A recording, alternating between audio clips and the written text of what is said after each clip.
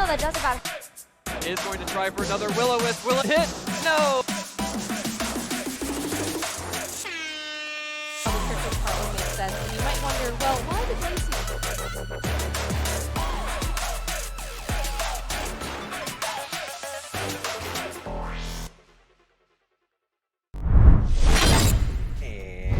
Good evening, trainers, and welcome to another episode of Silph Sports here on Geeklife Live. My name is the Dog, the streamer you need, but not the one you deserve. And today I am joined by Echo Rose, fellow Pokemon lover and BD fanatic. How are you doing today, Echo? I'm good. How about yourself? I'm doing good, doing good. Glad to have you on the show. Glad to be here. We go back. We've been team building here for like. We can say a couple of years now, right? Yeah, like, a couple of years. We met. Yeah. A couple of years ago. Yeah. Virtually, of course. Naturally. During the pandemic, but it's good to have you here on the show. For those of you who haven't met Echo before, Echo, you do write for VGC content, don't you? I do write VGC content. I haven't for a while, but I had a nut article that was pretty popular back in series 7, I believe. Yeah. What do you mean by the nut article? Nut? Oh, that's it's an acronym for Nihiligo Urshifu Thunderous, and that was a core that was popular back in that time. But yeah, of course, its acronym is Deering, if nothing else. It still would be something that could be kind of viable right now. I mean, you still have the restrictions available, and Urshifu is still super viable. So, and Tornadus is still all over the place. So.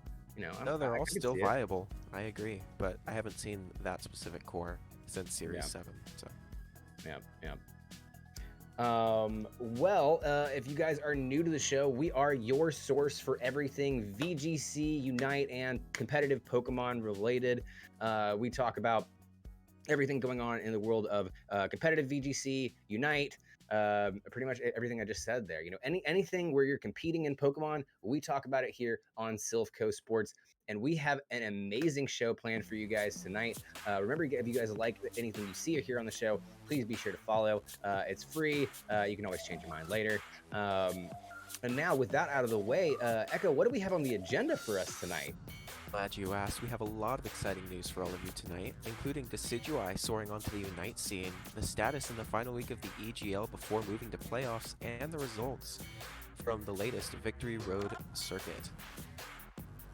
Then we've got our top 3 Pokemon from BDSP that could have a huge impact on the Sword and Shield metagame, otherwise titled VGCNBDSP, assuming cross-trade is available for both titles. After that, as always, we will be ending off the night with a best of 3 match and our top 5 plays of the week. Well, Echo, it sounds like we've got quite the lineup, and for all you at home, sit back, relax, grab some snacks, and let's hop into our first story of the night, which is Decidueye soaring right into the Unite scene. In an astonishing turn of events, Decidueye was announced for the Pokemon Unite just this past week, and he releases in just 2 days. From gameplay footage, it seems that he will be less of an aggressive addition, unlike Mamoswine, and will be more of a poking Pokemon. He seems to be more of a strafe opponents from afar and flee if they get close. It seems like he could be potentially a big help in team fights, especially with Spirit Shackle, stitching opponents in place, causing them to take damage if they move, and reducing movement speed for a short period of time.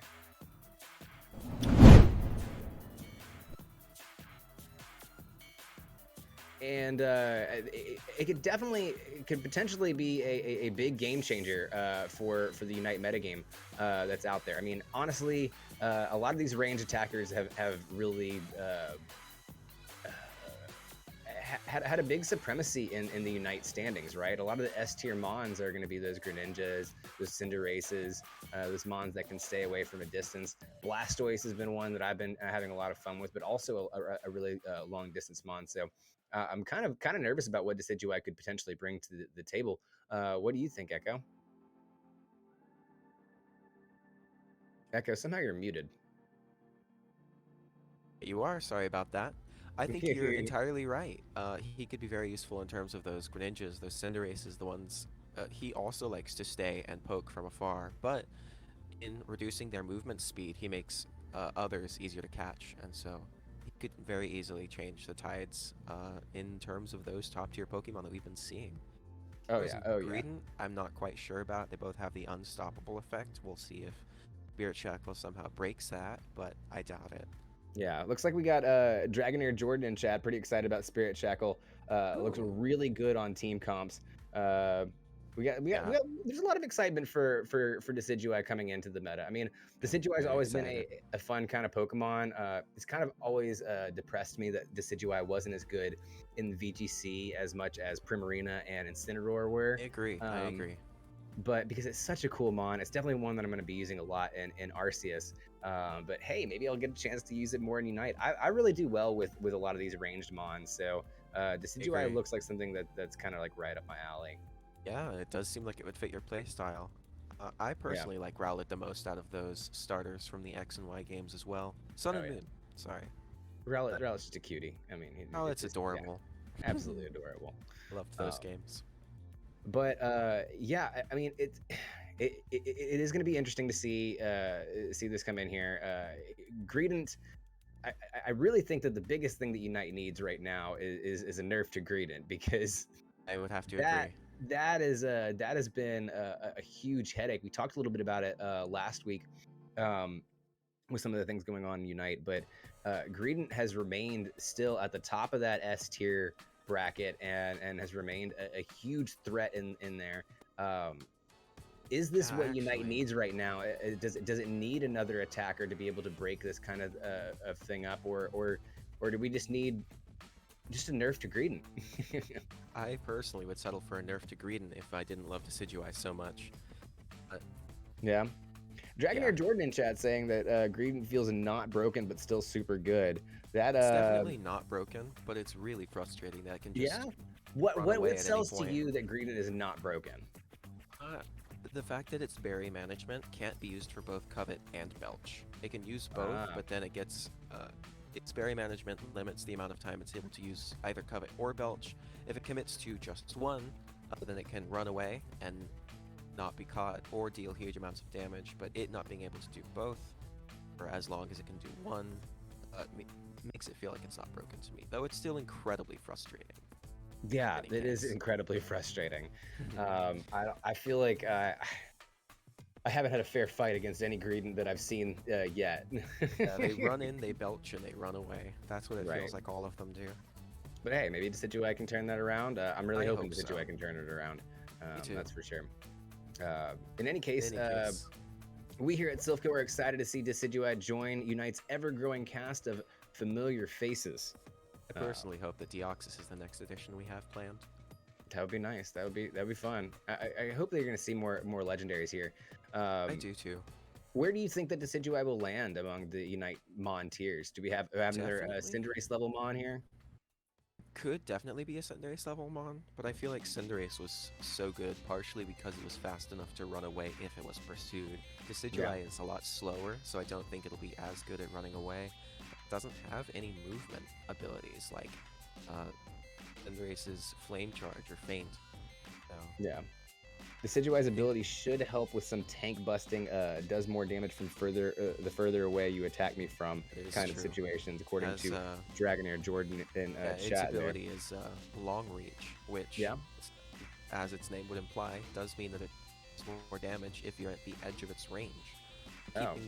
Keeping opponents as far away as possible is going to be in Decidueye's game plan, I would think, but that's going to really work for me. That's exactly how I work in Unite.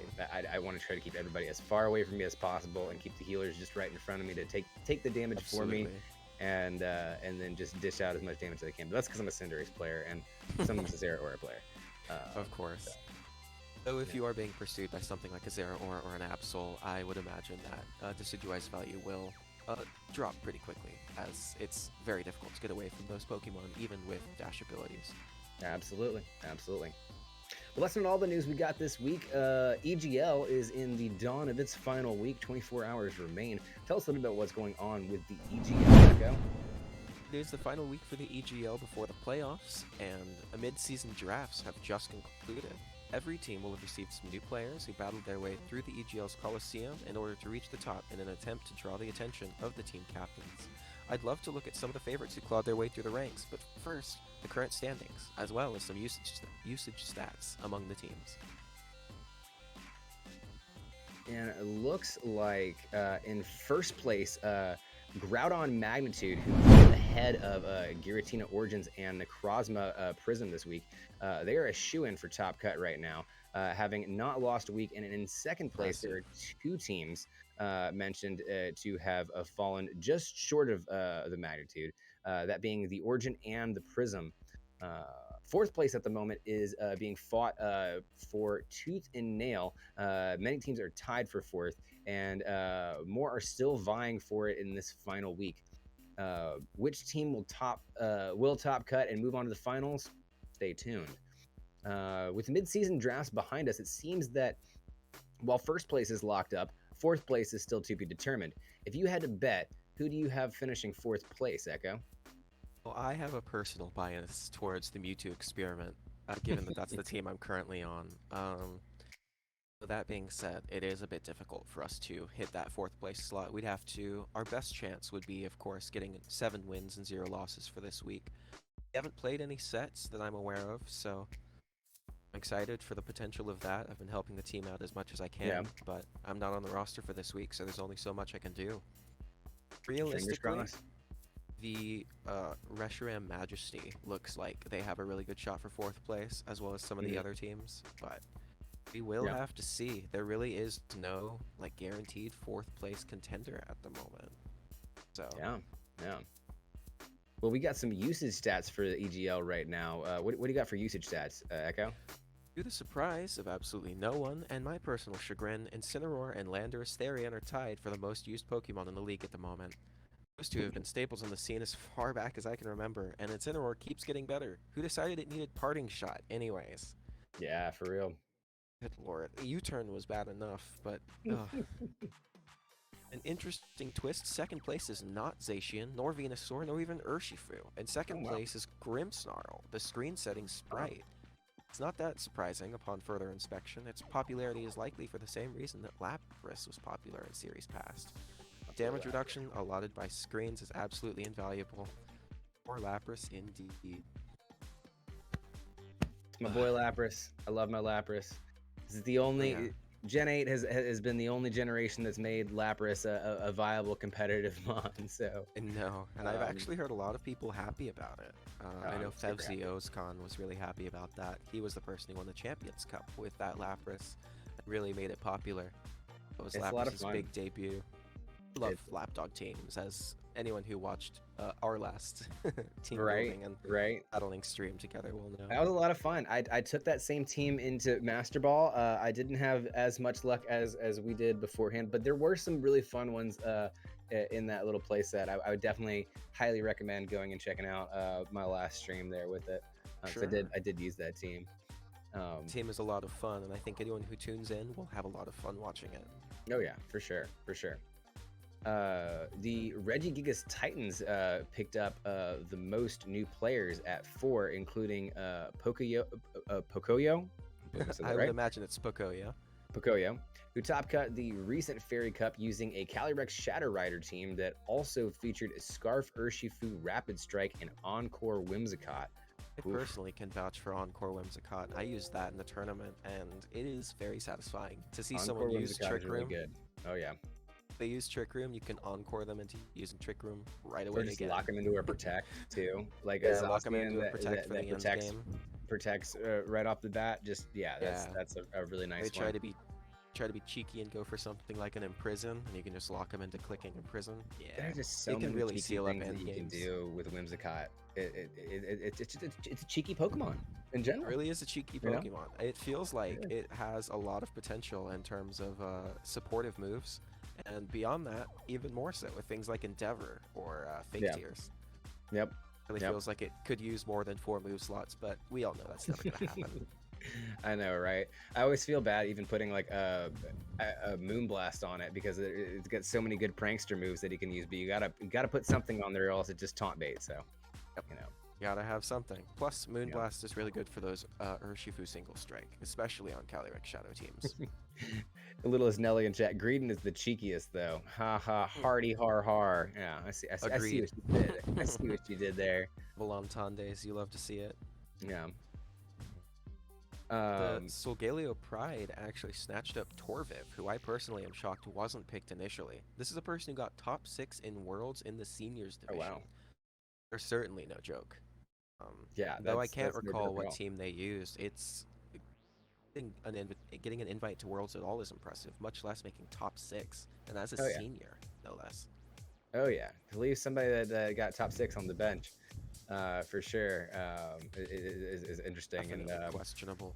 yeah, so I'm glad that they got picked up there. But the Buzzwole Gains, also led by Jin Fury, acquired 2 new players, one of which, Melodic Gamer, was the top 18 in the third Players Cup.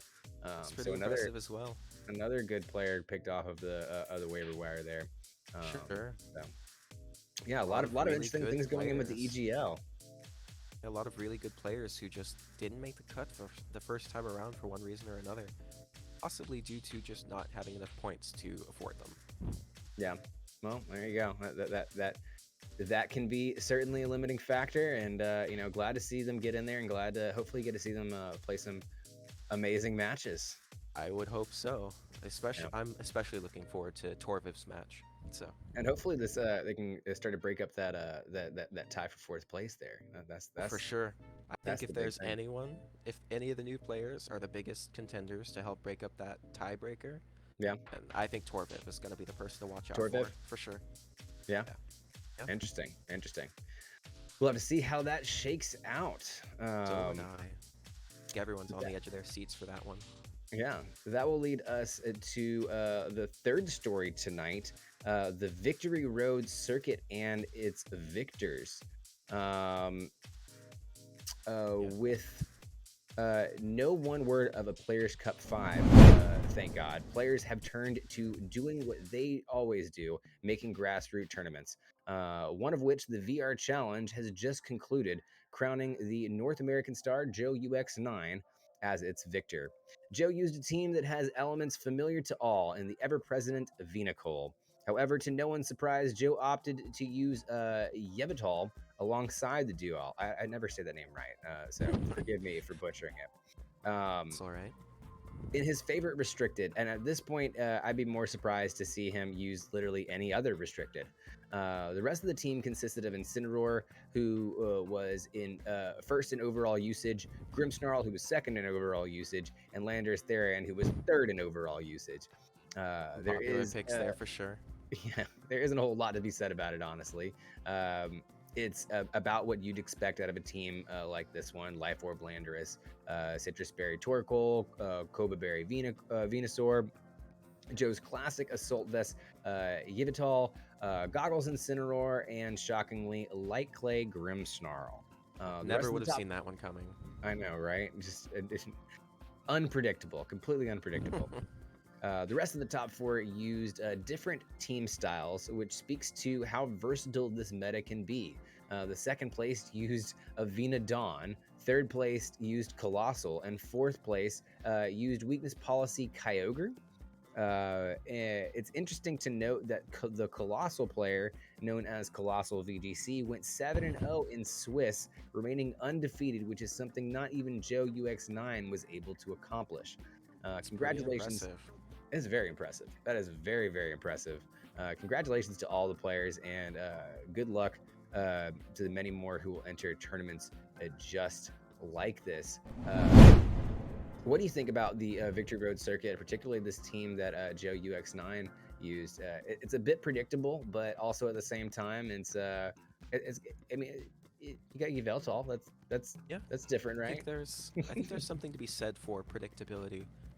Even if you know what a mon is going to do, if you don't have any answers for it, it doesn't matter that you know what it's going to do. Yeah. And Yveltal is a very strong supportive Pokemon. I know that the way Joe uses it is with, Foul Play, Snarl, Sucker Punch, and Oblivion Wing, with not as much special attack investment as you would think, but enough defensive investment to live a lot of common attacks like that Zacian Behemoth Blade, or even like a Kyogre Water Spout, which it lives with relative ease. Yeah. So. Yeah. It's a bulky boy. The bulkiest, and with those screens. Mm-hmm. That'll help it. That'll help it for sure. You see a lot of, for some reason, I don't see Well, at least in the top 5, I don't necessarily see a Sun Zacian team, so that's pretty interesting. There's a No, there's Blastoise in the top 5 with a Reshiram, there's so that's pretty interesting. for sure. I had seen some, like, I've seen Blastoise getting some prevalence as of late. I didn't believe in it. I didn't think it was going to be very good. And then I saw Bat use it, and then I was, convinced. And then So, Takashiro Nakata in 4th place coming here with a Kyogre, but a Comfey on that team there. See if there's Yeah, a there poker is a face here Giga for Drain. it. Yeah, There's a it is a Giga Drain on Giga that Drain, Comfey. a Giga Drain. So it was a Giga Drain with a weakness policy Kyogre activating that water spout there. To Oh, me, sounds that familiar. yeah, that does sound familiar. That sounds very familiar. That looks like a fun team and a fun rain Absolutely, team it too with does. Zapdos and Kingdra. To me, that one is probably one of the most interesting ones to see there. For sure. And There see the wasn't meta, another one like it in Top Cut. especially in this like very sun prevalent meta, right? There, To for see sure. a rain team like that come through. But I mean, Kyogre. If I have to think of it, Kyogre's probably, what would you guess? Probably the 3rd most used restricted. If I had to guess, definitely top 5, like Yeah. 100% of the time, because, Rain is really solid. Not as solid as Sun, in my personal opinion, but it's more due to Venusaur than it is Groudon. So, do these results to you say that the meta's gone stale? A little Or bit. I yeah, think that it looks like it's a little stale. You've got 2 Venusaur Sun teams. You've got mhm. Colossal, some Zacians in there. But yeah, Yeah. it looks like there's not a whole lot of innovation that can be done. But I do think that as the series goes on, we'll see some people bust out some weird and interesting tech. I've already seen on the ladder some Slowbros, some Snorlax making a return. Oh, Saw interesting. someone using, I saw someone using, what was it? I've seen some Zekroms, some Kirums. So there will be a little bit I of want to build a innovation here and Mimulax there. team again. Mimulax was But so yeah, fun back in the day. That was I that would agree. be such a great one to bring back. Bring Agreed. back Mimulax. Hashtag bring back Mimilax. Yeah, that'd be I great. remember. It was prevalent in the series right before Sword and Shield. That was really Mhm. popular. I remember using that a little bit, actually. Yeah, well, I I mean, wasn't. I still used it in Series 1 and 2, like right Yeah, before it was still Legendaries good. were there. I mean, it was still really good, especially with Gmax Snorlax in there Yeah, and the Trick Room recycling that Mimikyu. berry is. Oh Yeah, yeah, recycling that berry is frustrating. belly drum, and then you just belly drum with Snorlax, Trick Room with Mimikyu, and then they had to make a choice, right? Do I Did take out the Snorlax or do I take out the Mimikyu? And if you had something behind it that could still do a hell of a lot good in Trick Room, you were they're just screwed either then you way. were set. Yeah, Yeah, you were just so screwed one way or another. So absolutely love that. Absolutely love that. Nader 92. I think there are a few teams that people haven't quite figured out yet. At Dragonair Jordan made a cool Zygarde team the other day. yeah, There's I some have cool seen. Kira W teams out there that's solid. I think that's a Mhm. good point. I would love to see some more cool Zygarde teams out there for I've sure. seen a couple of Zygarde teams. There was one that Top Cut. I fail to remember exactly what tournament it is. I want to say it was the Joe UX9 tournament that happened recently. Yeah, It was a Zygarde team with Sun. And I actually yeah. tried playing that team on ladder a little bit, but it didn't make as much sense to me as I would have liked, unfortunately. So We have some interesting Zygarde plays in our top 5 plays of the week that'll be coming yeah, up later in the show. That I think exciting. will be really, really exciting. Um, Stay tuned for that then.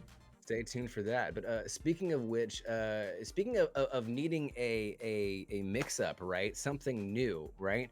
That will lead us right into our mod segment tonight. Because what's coming out this week? We got BDSP coming out this week, right? But and That's right, we we do, we know do. we had the announcement right when BDSP came out and when they announced RCS. I think it was like one of the first or second announcements they had there that the competitive aspect was not going to be coming to these games, right? Right, there's not going to be a ranked ladder in any sense. That There's not going to surprised me be for sure. a ranked ladder, which is disappointing for sure, right? But that doesn't mean that that we couldn't see a possibility of some of these Gen 4 Pokemon moving over to the Swish meta, or at least the competitive meta that we've been competing against. You know, Yeah. is there a lot of indication? No, but tonight Yes. we're here to speculate and we're here to talk about the top 3 that if they were to do it right, it would be really, They really interesting for us, could be right? definitely very, very interesting for sure. Yeah. Um, So assuming Nintendo actually allows us to use them, considering BDSP won't have a ranked ladder, these are our top 3. And actually, I'm going to have you start off with number 3 on our countdown here, Echo. Who's coming in at number 3? Number for 3, our... it looks like we have Gliscor. Gliscor could potentially be a big threat in the upcoming VGC metagame, due not only to its typing, which is ground and flying, the same as Land or Asterion that was mentioned earlier, but also due in part to its multiple helpful abilities. Poison Heal lets Gliscor heal 1/8 of its HP every turn, if it's poisoned, which is twice the amount of HP healed from leftovers. With this and its naturally good bulk and fantastic defensive typing, assuming you forget about ice types, it will be able to tank many hits and use its amazing stab moves in Max Quake and Max Airstream to either speed itself up or bolster its weaker special defense to tank hits more reliably. And, if Poison Heal isn't quite your style, Hypercutter might be more up your alley. This ability makes Intimidate useless. Its attack can't be lowered by any means, and that would potentially also include Max Wormwinds. If you can get a sword stance up with this sucker, those boosts aren't going anywhere. Oof. Yeah, Gliscor, definitely one that would be definitely a game changer to bring into the Swish meta. Just one, anything with access to stab flying moves in Gen 8 is good, right? Because Max Airstream. Absolutely. You know, and having a Mon that can now boost your speed and boost your special defense, hit things like Zacian, hit things like Incineroar, that would be absolutely devastating in the Swish meta. Would love Especially to see. if you could ignore that Intimidate from the Incineroar. Plus, he's a spooky boy. Like, look at him. Gliscor is just a great designed Pokemon, right? It's a very well-designed Pokemon. We need more Pokemon designed like Gliscor, and we need more Pokemon like Gliscor in the Swish meta. That's what I say. I agree. You know? Yeah, More of these I better 100% designed Pokemon. agree. Really like Gliscor's design, better than that of like Klefki or Trubbish. Yeah, and I mean, hopefully, as Dragonair Jordan was saying, its strongest flying stab is Aerial Ace. So that's you know, I mean, I think that would still transfer over really well in the Max Airstream. So I agree. Though with the EMs and TRs that we have in Sword and Shield and a potential move tutor in the BDSP games, there's a chance that, you know, Gliscor could get a stronger flying type move, even in fly. Yeah, what about even like maybe double wing beat or something like that? One of the move, the stuff from I think it could the definitely Isle of Armor. find access to dual wing beat, if not fly. So those are entirely viable options in a Dynamax metagame. Love to see it. Love to see it. Love to see that fly as a viable move now, and like actually a really competitively good move because of Dynamax. But it is. It's a lot more viable in there. We even had a little bit of a time talking about it in our last stream, where we realized that it could be used to stall out for Perish Song end games. So. Yeah, everybody in chat's like, it looks like the Mon that dual wing beat was made for, and I couldn't agree more. I completely agree. Completely agree. But I'm going to take number 2 on this list, and number 2 on our list is going to be Honchcrow's Bad Habits, which have turned helpful for us. Honchcrow at first glance seems like a lackluster Pokemon with its meddling speed tier and less than desirable defenses, but this Mon might have a niche in countering the ever-famous Venucle. Its ability Insomnia means that it's not even a sleep powder from our froggy friend can help this boss bird get the nap it so desperately needs. Its typing also means that Venusaur's most threatening stab move, G-Max Vine Lash, is not very effective, leaving it with either a click the 90 base power move Max Ooze or utilize the fire from a teammate's Torkoal to blast the bird with Max Flare. But even a Max Flare from the freakiest frog does only 60% with a life orb, leaving it wide open to the return Max Airstream from the altruistic Avian. I do think that the boss bird here could definitely present a problem in the Swish meta. And I would just love to see it there. I mean, another beautifully well-designed Gen 8 Pokemon here. Gen 8, when they went and they did the evolutions to the other lines there, chef's kiss, and this is one of them. Would love to see it. Now, my one complaint, okay? Let's not make the mistake that we made in Sword and Shield and make it so that Haunch Crow has to be flying the entire time it's on the field, right? Just let it land on the field and be a boss bird, right? That's what I want to Right. see. I would love to see that as well, but I think don't think it that's will. not gonna happen now. No, With how Corviknight and Skarmory got done, I don't see any sort of hope for Haunch Crow in that aspect. no. But yeah, I mean, getting Stab Max Airstream, Stab Max Darkness already, I can see tons of viability in this meta, especially with a lot of Shadow Riders running around, a lot of Dragapults running around. Yeah. I can definitely see a lot of viability for Haunch Crow and in this meta. What about you? I agree. I think it will have more of a specific niche than more of like a widespread use, but it's definitely incredibly possible that it will have sort of a use in especially countering Venucle, like it was mentioned, but it also gets Moxie. Oh yeah, that's true. That is true. So you might see a little bit of a mix-up in that people expect it to be Insomnia, and then it's Moxie, because there's no sort of indication as to what ability it has. If it has either Very of good those point. abilities. Very good point. Be an interesting mix-up for sure. Now, Dragonair Jordan in the chat said even Murkrow could be good with Dynamic Speed and Prankster Tailwind. With that, I thought that would be a great lead into number 1 on the countdown. What do we got number 1 on the countdown? Number 1 is Murkrow, who is a threat and not a treat. Coming in at first place is a Pokemon that not many will have expected, except for, I guess, Dragonair Jordan. Murkrow, with its prankster ability, incredible supportive move pool, and reasonable defenses thanks to the Eviolite, this fledgling steals the spotlight from its big brother Honchkrow thanks to it having a more versatile niche than Explode the Toad. It has access to a number of tricky supportive options, such as Quash, giving it priority speed control regardless of Tailwind or Trick Room, Haze to remove boosts from your opponent at the cost of hitting your ally as well, Feather Dance to stop that Zacian that's staring you down from doing much of anything at all, Thunderwave because we all love watching our opponent's life leave their eyes. Their boosted Dynamax Pokemon decides that it will be fully paralyzed for all of the remaining turns of its Dynamax, and even Rain Dance and Sunny Day for all you oddballs out there that like manual weather. And there is the potential that it retains Tailwind, though we saw that a lot of Pokemon lost their access to Tailwind. But if it does get Tailwind, then it has a number of very viable speed control options in Thunderwave, Tailwind, Quash, potentially even Scary Face. So it could be very, very good for speed control. And then if you really like to be cheesy, it also gets Mean Look and Perish Song. So it by itself is a bit of a Perish endgame mon. Yeah. And it gets Roost for healing as well. So really just incredibly versatile. It's got an absolutely incredible move pool. And I was kind of bummed that this one wasn't a viable mon to use in Swish. Back when Swish came out years and years ago, but I got over it, obviously. But now that we could possibly have this mon back, and well, we're gonna have it back in BDSP. I would love to take advantage of a lot of its viabilities. I mean, Prankster Tailwind is just one of the possibilities there. I mean, just having a dark type that can use Prankster Tailwind. Yeah, that will be very helpful.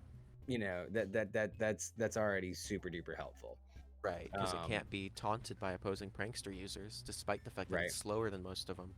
Yeah, and it's a threat to, a lot of the big ghost threats that have made, this meta what it is.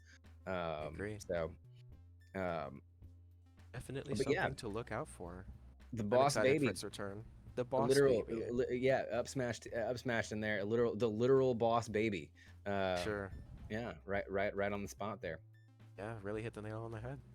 Well, that will do it for the first half of our show, but don't go anywhere. When we come back, we are going to be going right into our match of the week between White Tiger and Beetle the Bard, both from ATX VGC, and as well as our top 5 plays of the week. And we also want to mention that this stream is sponsored by Swift Lifestyles. You can use code GETGeeked for 15% off your purchase at swiftlifestyles.com on all your energy drinks, hydration powders, all the stuff you shakers, all the stuff that you're going to need. It's a great, tasty way to support the show. You should definitely go do that. For And sure. yeah, I'm trying to find my notes here, but that'll just be it for that right now. Anyways, yeah, so we will kick it out to a break, and when we come back, we're going to have our match of the week and our top 5 plays of the week. So don't go anywhere. We'll be right Stay back.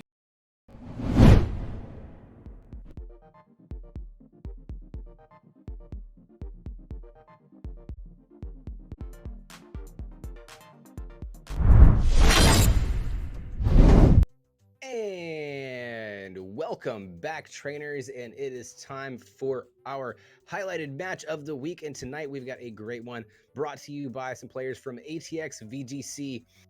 Tonight we have a match between White Tiger and Beetle the Bard, 2 players from ATX VGC. I don't believe they're a local to ATX, but I do believe they are from Texas. So of course, this crew in particular, we support those Texas VGC players. Yeah, you and I both live in Texas, so yeah, that is true. Definitely go check out White Tiger 4 and Beetle the Bard. They were able to put this together for this morning, and really I'm looking forward to it. I don't know what else to get into it. Let's get right to it, let's right? just get into it.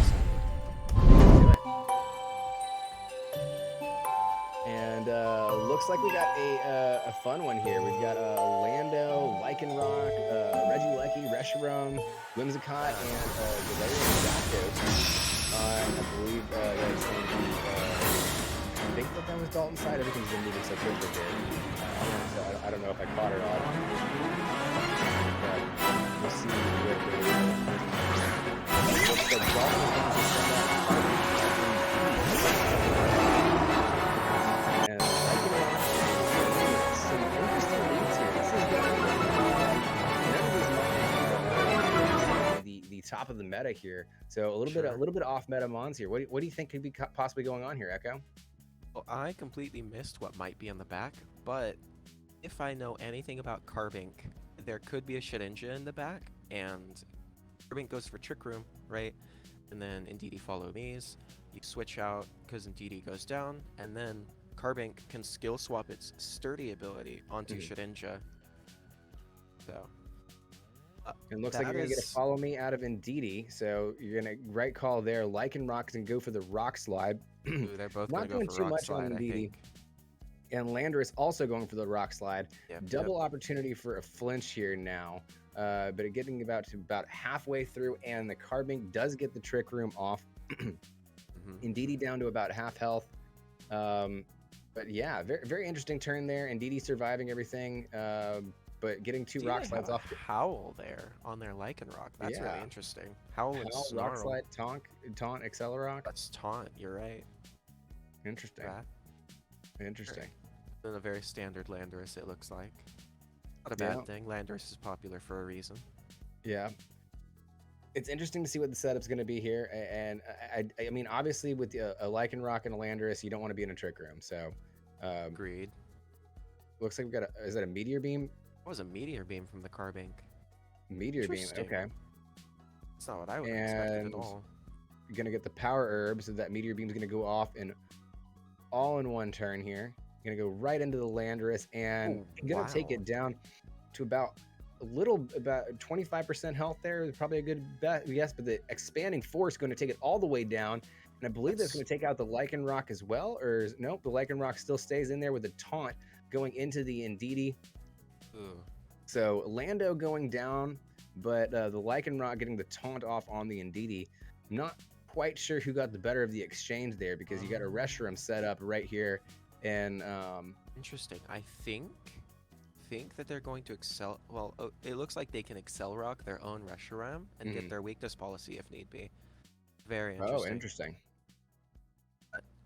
Reshiram, if there is a Shedinja in the back, is going to make this real hard because its ability Turbo Blaze ignores abilities. So it'll just be able to one-hit KO that Shedinja regardless of Wonder Guard, regardless of Sturdy. Oh, nothing really. Very interesting. It looks like we're going to get a max from Dalton's side here. And Max the Carbink. Max Carbink. Wow. That- Okay. Okay, is not what I expected, frankly. Very interesting. I guess they would need to KO the Reshiram if there is a potential, if there is that. Big Bank, everyone run. If there is a Shedinja in the back, getting rid of that Reshiram would be top priority. Yep, and then Reshiram's going to go big as well. Very, very interesting Dynamax bonds here. These are the bonds you don't normally see maxed, guys. This No, ain't not your at all. everyday maxers. If Max I Rockfall coming out of Carbink here into, I'm guessing, the Reshiram slot. All right, going to take it down to about a little bit below 50% health. Kicking up activate that that weakness sandstorm. policy in exchange for that damage. And yep, there comes the weakness policy. So we'll see if Reshiram is able to return this. Indeedee coming in with the expanding force. It is enough to take out Lycanroc, but still Reshiram stays up there. And Reshiram coming Max in with the Flare. Max Flare onto the Indeedee slot. That'll be Certainly that enough will be enough. to take it out and bring that sunshine right back onto the field. Yeah. And now it's a 2v3. I personally never thought that I'd see a Dynamax Carbink in my life. So this is already very interesting. Yeah, very, very interesting play here. Very interesting use of Carbink. And it's working. It For is the most working. part, Yeah. that's the crazy part about it, right? Yeah, very surprising in my opinion. This ain't your grandpa's Dynamaxes. What Torkoal in the back? That'll be incredibly problematic for that Zapdos that just came onto the field. Oh man. Yeah, he's gonna have to go for the detect there, I think, if he wants to dodge what I'm assuming is gonna be an eruption. But there's not a lot of options here either. Yep. Carbink moves before Reshiram. It's funny because on one side you have legendaries and pseudo legendaries, and on the other side you have Torkoal and Carbink. And Torkoal and Carbink is absolutely the one with the pressure and the advantage right now. I know, it's actually insane. I'm very surprised by that, frankly. Yeah, well played Max there. guard from Reshiram the going in for the Reshiram. max guard. Torkoal going There's to the go for the eruption. Boom, goes right into the max guard, not doing anything to Reshiram, but it looks like it's going to take out Zapdos. Oh, man, and that puts this down to just Reshiram against the world. But it does. And I think Reshiram could win, assuming it gets out of this trick room. But that's something that's going to be very... that's a big guess. What if. Big what if there, for sure. He's going for the double protect, which I think is the correct play. The double max guard is probably the best bet, but it didn't work. Yep. Here goes the eruption. Wow. That's a 4 times resistant move, and it still did good damage. Oh yeah. There's the max rock fall, and that'll put that in. And Reshiram goes down right there. And I believe that first one is going to go to Dalton. I think Dalton's the one that had the Reshiram now. Though I'm not certain on their names. I'm not Apologies positive for that. Let's see. Yeah, I know it's White Tiger and Beetle the Bard, but I'm not... Right. Okay. You're right, Dalton won. There we go. Dalton did win, yeah. Okay. Dalton, I'm guessing, is Beetle the Bard because White Tiger's the other one. Yeah, so. Right. Tigers, I'm guessing. If I'm using context clues. Context clues? Using what you got. Max Carbink putting in the work. Yeah, that trick room was putting in the work for real. For real. Sure. If one of those rock slides had flinched on that first turn, the whole game would have been different. Yep. Sun? Okay, so there is no Shedinja on the opposing side like I thought there might be. It's a Sun Ice Horse, which is an interesting Sun Ice Horse, which means they probably had that Ice Horse in the back, so yikes. Wow, yeah. Even if they didn't, I don't think Reshiram has the ability to take out 3 Pokemon. If you're on Tiger's side right now, what do you do to switch up your lead here? That's a really good question. I think you have to go something like... I personally would lead Landorus again. Yeah. For Earthquake pressure this time. But I would go... I don't know that I'd go Lycanroc Landorus. Might go something like Zapdos. Zapdos. Yeah. Because then if you can get... if you get an attack off, they get greedy or go for an expanding force instead of a follow me, you can hit Carbink with the Earthquake and whatever other move you want to go for with Zapdos without hurting your ally. But I don't think there's a whole lot that can be done to break through this lead without Rock Slide flinches and a little bit of luck. So, and it looks like that's what they're going for, especially with the Rock Slide flinches here. Another lead with the Lycanroc, Landorus, Indeedee, and Carbink for Dalton's side. yeah, the You see that exact same Psychic Surge leads come from out? both sides. Yeah, no changes there. Interesting picks here, especially with how one-sided the last match was. You'd No think that kidding. that you would switch up your leads here. It might be. I see an interesting line if the Carbink isn't sturdy. I think the Carbink is almost always sturdy here, but you could Howl and Earthquake and potentially get the knockout on the Carbink if it wasn't sturdy. So it looks like they are just opting for. No, they are opting to Earthquake. One flinch, misses the Carbink though. That's going to be crucial if it is sturdy. And you're right, they didn't, and I was right in that prediction that they didn't follow me this time. Yeah, but it's not enough to take out the Carbink. And he KOs his own Lycanroc in the process. Yeah. Oh, indeed he flinches, so that's... You got one flinch, but not the one you needed. Flinch. Yeah. Yeah. Been a single target expanding force, and that would have done a considerable amount for sure. All right, so it looks like we're going to have Zapdos coming in here on the other side here.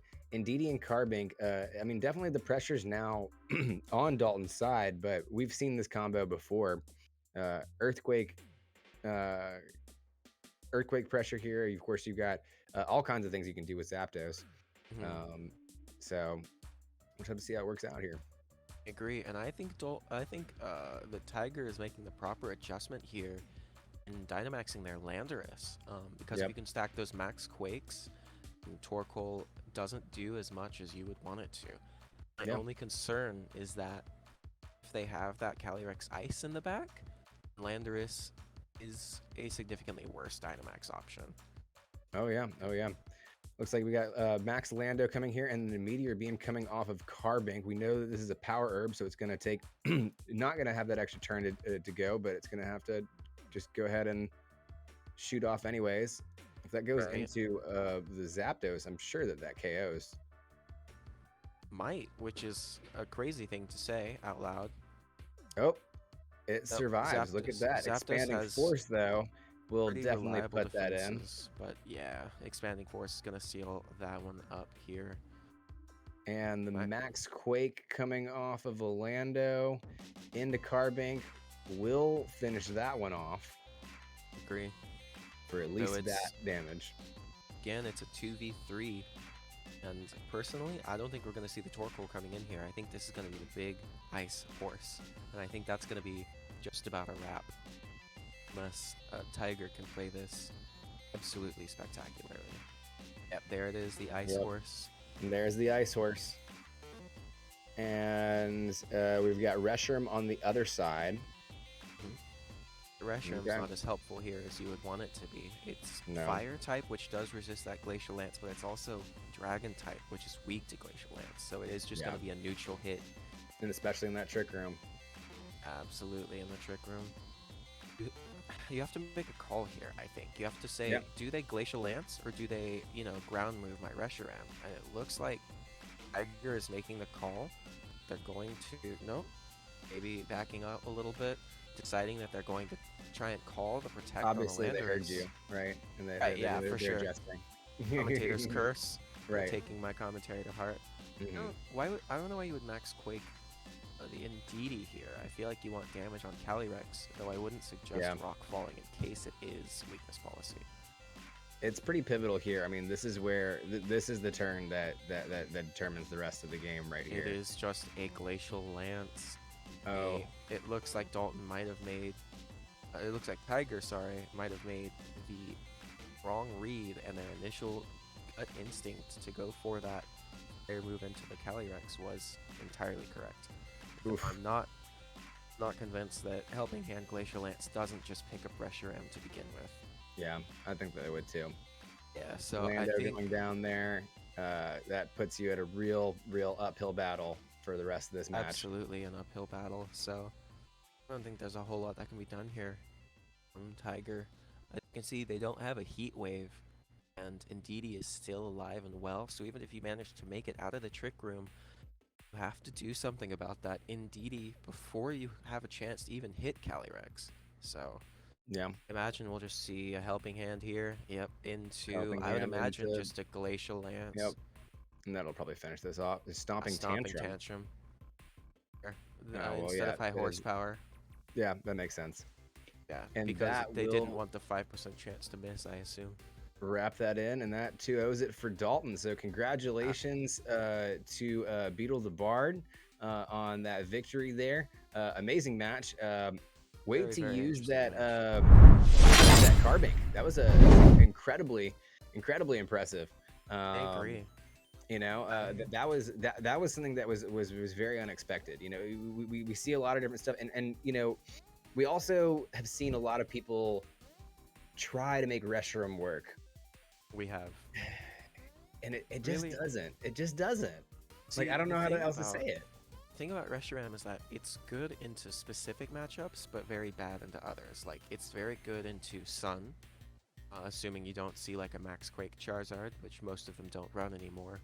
It can deal with Venusaur and Charizard pretty reliably, as well as Zacian, thanks to its resistance to Behemoth Blade and to, it's neutral to Play Rough. It resists Wild Charge and it's neutral to fighting moves. So it's a pseudo answer to both Sun and Zacian, but Pokemon that are also answers to both those things, like Incineroar. Don't take up your it's still- restricted slot. It really just, to me, for a restricted, it doesn't fit into a good speed tier, and there's just so many things that can take it out. And you know, to have a fire type that's still weak to, or still takes neutral damage to ice, you know, I agree. Fire type, you know, Incredibly important. um, Dragon type that loses, it's a fire type that loses its resistance to fairy and its resistance to ice, which can be very pivotal, like we saw in this last game. yeah. And so, very well played by both sides. I really Very enjoyed well watching played. that match. I think you did too. So, Yes, no, that was a great match. I thought it was a fantastic match. And so, yeah, congrats to both players. Thank you guys so much for letting us showcase that. And with much love that, to both of you. that will bring us to our top 5 clips of the week. My favorite segment of the show. I love this segment. It's the best segment. Echo, start us off with number 5 in our countdown for this week. Looks like number 5 is going to be Porygon 2's Not So Foul Play. And now, if I remember correctly, this Calyrex is at +3 attack. So, that's one boosted boy. Yeah, you got a Precipice Blades coming in here, and that just barely taps in the Feeny. And of course, Sure. you've got that big ass Ice Horse, but if one foul play, just takes it out of there. And you gotta love to see it. You gotta love to see it when you see, you know, a little Porygon 2 take out a giant legendary Ice Horse, especially a big intimidating Absolutely. one, right? Absolutely, and it's a bit of retribution for that last game that we saw as well, if I'm not mistaken. A little bit of retribution for Yeah. the Ice Horse. Yeah, it is just a little bit of retribution. But anyways, moving right along to number 4 in our countdown, coming from It's Yellow Eyes, submitted this to us. Now this was one of those. You can't hear Yellow Eyes right now, but he's like, "Hey, GG's, I lost this one. They won. They got this. It's over." But it's not over till it's over, okay? Charizard throws a Heat Wave out here, and Landorus avoids, and that one avoidance changes the entire course of the match. Charizard goes down. Oh, wow. Groudon is still asleep, and wait for the Pollen Puff to finish it off, and boom. Landorus still goes down, so you still lose that. But again, you're in a situation where you've got a tiny little mushroom versus a giant legendary deity, and just one Pollen Puff for the win. You can just see Yellow Eyes absolutely losing it. They never give up, never surrender. That's what it takes. What do you think about this this the Heat Wave miss that keeps Lando alive here, Echo? I think that you always have to play to your outs, and though a double Heat Wave miss is a 1% chance, it's not a 0% chance, as this Yeah. clip showcases. You have to play to your outs, and if your out is 1% chance, a 0.2% chance, there's still a chance. If whether it's a damage roll or a miss or a flinch, you can get it. Yeah.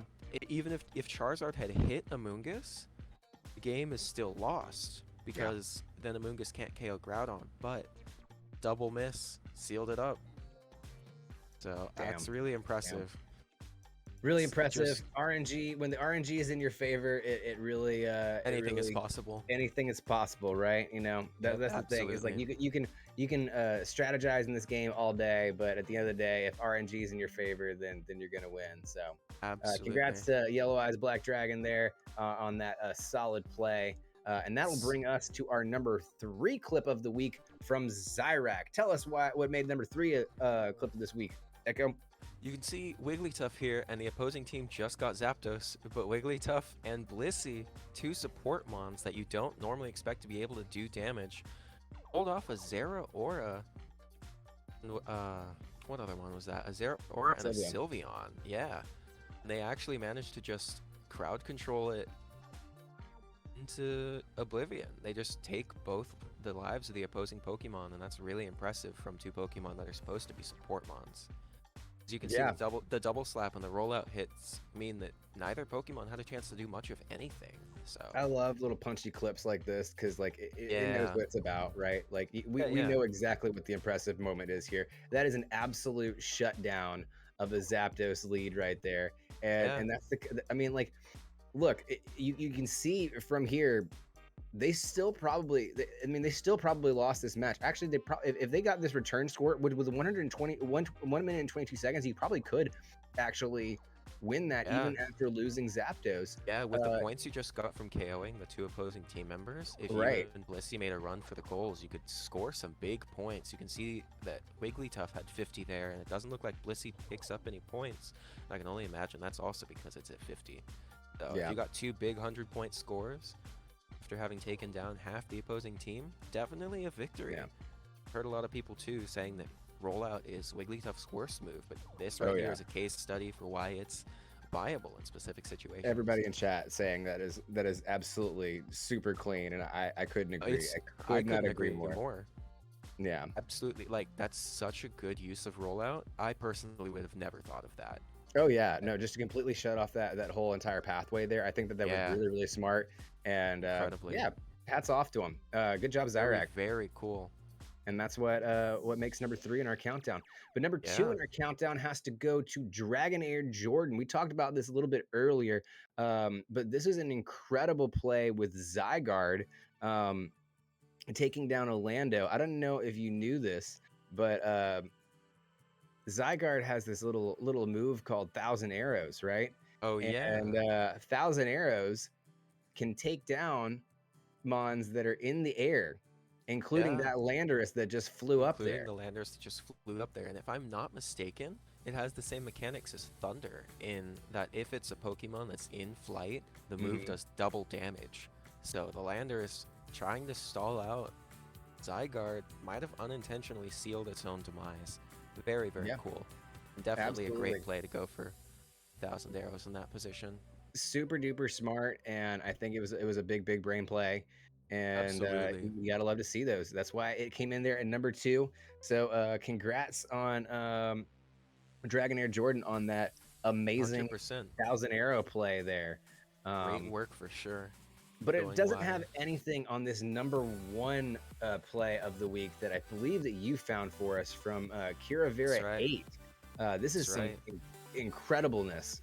Yeah, some Snorlax gameplay. And again, it's another one of those moments where it looks like they have Flail on Snorlax, which, I mean, I was a Snorlax player for the beginning part of Knight's lifespan, and I always thought Flail didn't have any sort of use, but you can see Snorlax 1v2s a Charizard that just Unite moved and Talonflame and took out the Zeraora. The whole team. The entire team. And then there's Talonflame again. And this is even later on in the match. This is just absolute Snorlax supremacy. Hats off to Kiravera 8 for just this absolutely dominating performance. Then with the Unite Snorlax, move again. Flail Snorlax, and there comes the Unite move. Look, barely, Oh, wow. barely a token of health there. That Jeez. Pikachu had Barely. three times as much health as that Snorlax did. Easily. And you can see that the Yawn stunned them for just long enough for Flail to be able to KO them. That's crazy. I normally go for block and heavy slam, but this is inspiring me to maybe try the other moves that I don't use that often. So Flail very is cool. absolutely beastly, and to be able to hold off. Look at this 1v3 this situation, 1v3. and then Crazy. boom, And take that actually just 1, 2. And then Zeraora tries to get them by surprise. I'm gonna get you now, and boom, no, done, It's out of one there. hit, and he goes down. I would love to know what items they're using. They're Really, using me something too. crazy like the muscle band, or I've always thought that weakness policy with Flail on Snorlax would be a really, really cool combo. I never could get it to work, but I would love to get some information on from Kira Vera 8 and what they're running with this, because that set, whatever they're doing, it's working. whatever they're doing, it is definitely working. So very impressive there, making Snorlax almost look like the other defender known for being able to 1v3 Greedent. Yeah. Have you heard enough about Greedent tonight yet, folks? For real though. Webs in your face. By the way, thank you for the follow.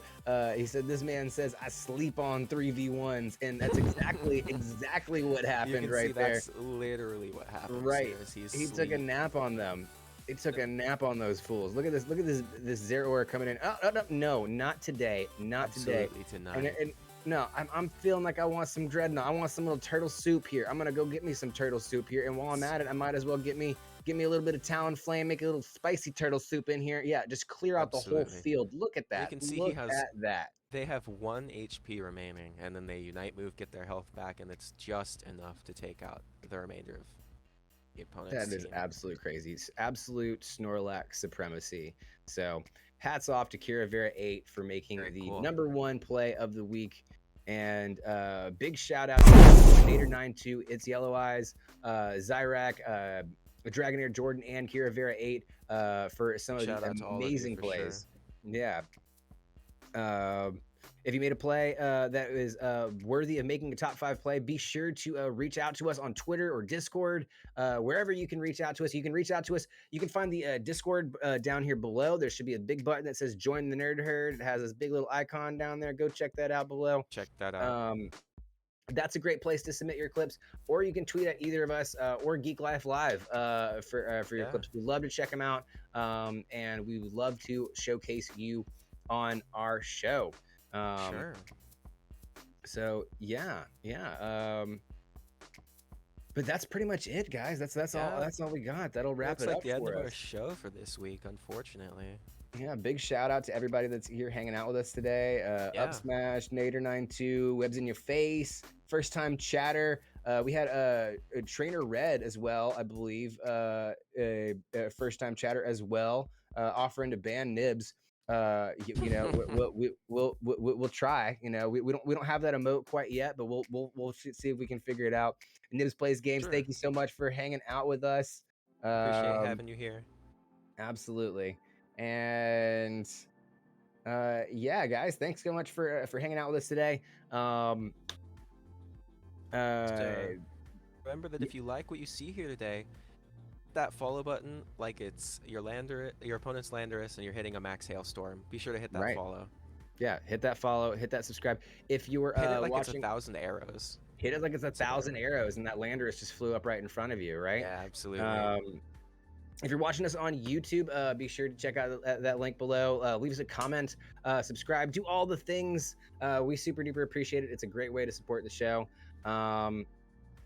And finally, last but not least, a big shout out to the strange pink blob man behind the curtain, producer Up Smash. You can find his content in the description on YouTube, or right here in chat if you're chilling with us live here on Twitch. Also, if you want more of me, you can find me at Roos Bane on Twitch, Twitter, and TikTok. Echo, where can they find you? You can find me on Twitter at Echo_Rose, or on Discord at EchoRose number 9471. So free to send any clips my way, or Dodd's way, or even at Geeklife Live. We'd love to have your clips. All of them. So All of the them. above. All right, guys. Well, that's all we got for you. Tune in next time for more VGC shenanigans, Unite updates, the latest things in Pokemon right here at Silph Co Sports. So, Catch you next till time, next guys. time. Thank you. See you guys later.